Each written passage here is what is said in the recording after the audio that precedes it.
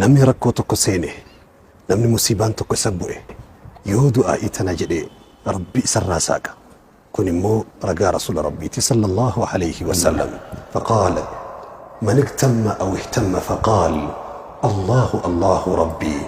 laa shariika lah namni rakkoo tokko seene yaaddoon tokko isa bu'e allahu allahu rabbi